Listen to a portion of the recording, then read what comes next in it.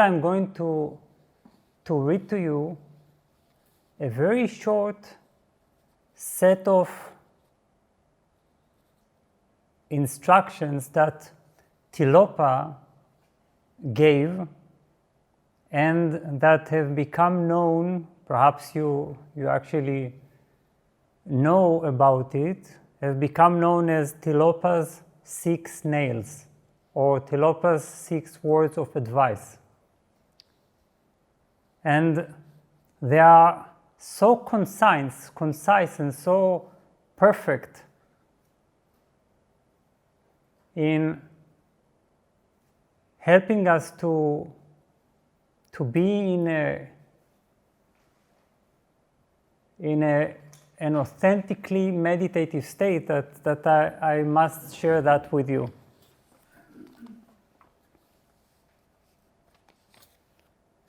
And as I read it and explain it just a little, try to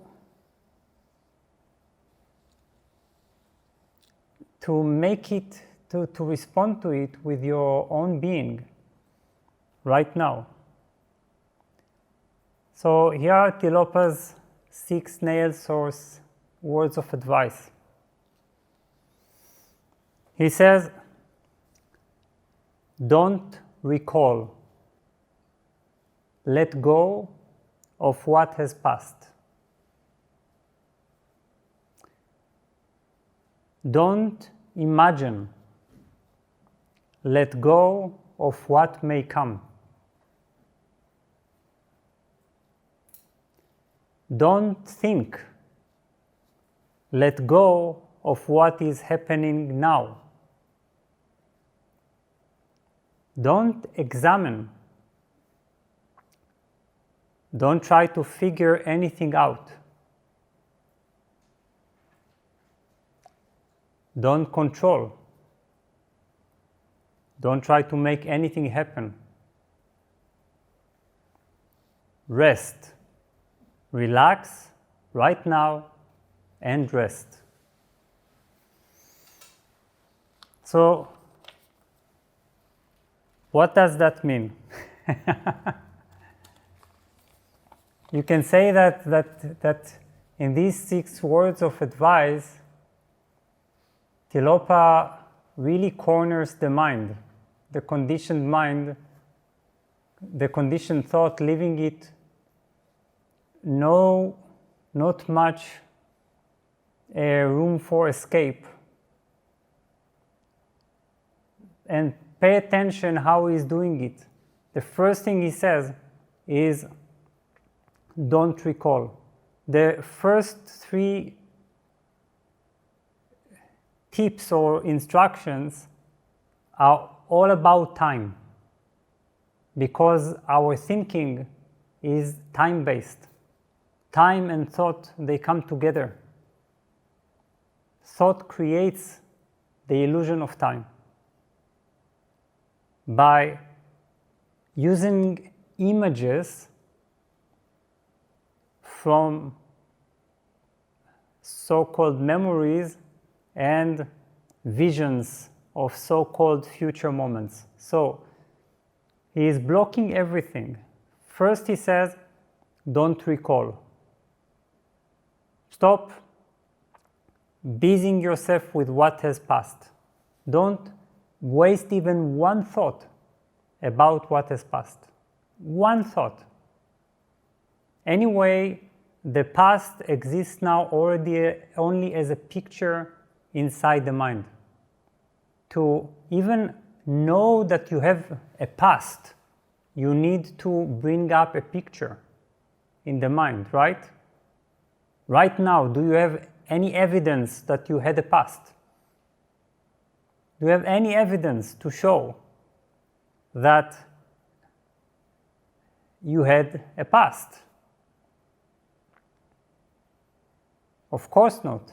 For such evidence, you need to use some image and a picture, and then to say this is my evidence. But this evidence is just thought. So right now, your mind doesn't have a past. Then Tilopa corners the mind from the other direction. He says, don't imagine. Let go of what may come. So he tells you, let go of the image, the pictures that you must arouse in order to even realize that or think that you have a past.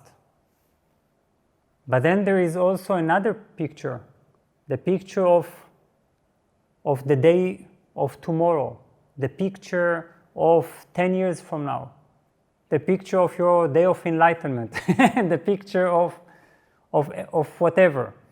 These pictures also indicate that we don't have a future. Your mind doesn't have a future. A future exists only in pictures. How pictures can be a reality? So, if you follow Tilopa, he's telling you, don't recall, don't imagine. So now your mind says, okay, I've stopped these two, but at least I have the present. No, Tilopa is also taking away your present, because he says, don't think. Don't think. Let go of what is happening now. Because even if we don't have a past, and we don't have a future, so we've stopped imagining, we've stopped using pictures, we are duplicating a picture of the present. What is this duplication? It is, we are creating an image of what is happening right now. We are telling a story about what is happening right now. For example, right now we are in a retreat. We are trying to understand the Mahamudra. We have all kinds of questions. I'm here, you are there. There is a picture. The picture appears in the mind. So, can you be right now without the pictures of the past, pictures of the future, but also the picture, the image of what is happening now? Let go of what is happening now. What happens if you let go of what has passed? You let go of what may come. You let go of what is happening now. What is happening to the mind?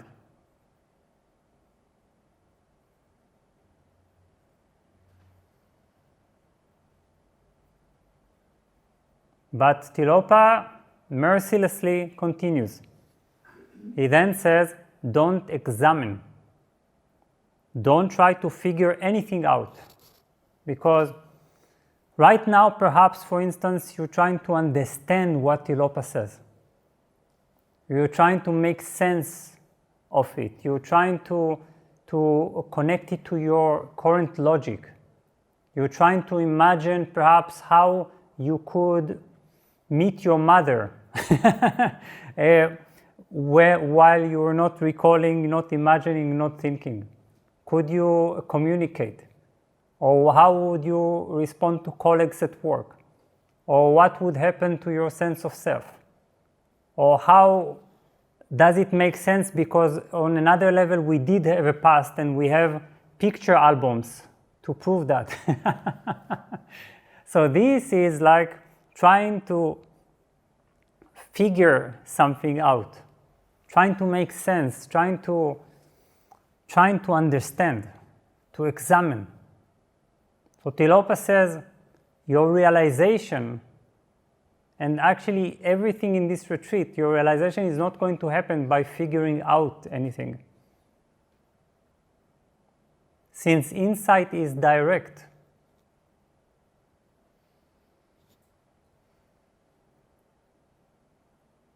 it is not the result of linear examination, the known procedure of examination. So don't examine. What is happening when you don't examine? You don't have your past. You don't have your future. You don't have your present. Now you've stopped examining. You're not figuring anything out. You're not trying to control the situation by trying to understand it. By controlling it through understanding.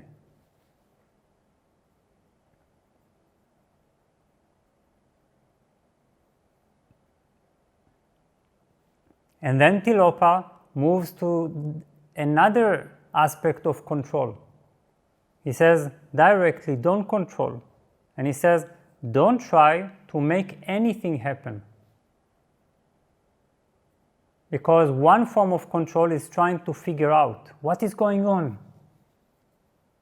Is what is going on is good for me? Is it bad for me? Am I in the right direction? Am I missing something? Do I understand it correctly? Another form of control is trying to force realization, trying to reach something, which means that our mind is so squeezed, is so concentrated that it is actually like a fist. Can you imagine understanding anything, realizing anything when the mind is like a fist? Or can you imagine understanding when the mind is like that? It is an open hand, it is ready to receive. Absolutely no tension. No trying to make anything happen. So if you drop these two forms of control, you don't try to figure anything out, you don't try to make anything happen. Your mind is completely loose. It is open. It is receptive. It is in a mode of listening. So what is the final outcome of all these 5 forms of letting go? You don't recall, you don't imagine, you don't think, you don't examine, you don't control. The outcome is the last advice, rest. As we said in the morning, Tilopa's intention behind the word rest is very profound. He doesn't talk about rest and enjoy, rest in the here and now or something like that. He speaks of a deep loosening of the clinging of the mind, releasing our grip, being here, right now, with the mind completely open. So relax right now and rest.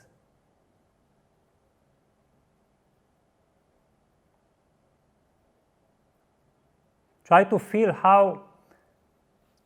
how burdened a mind can be when it is doing all these activities, on the other hand.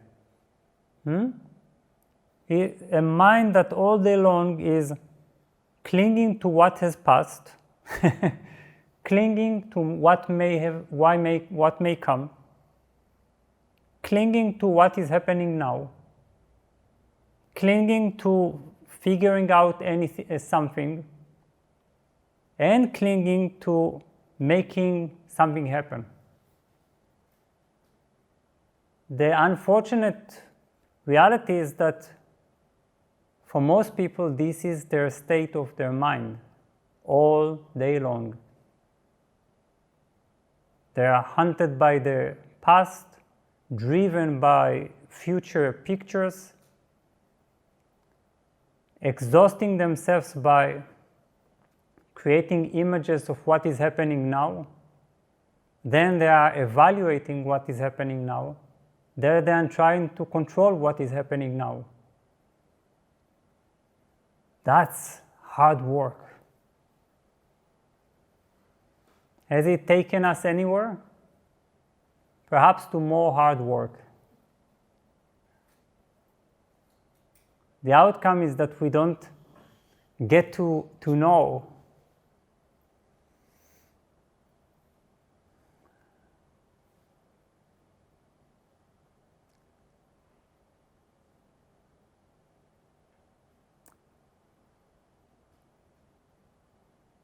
what it means to actually be.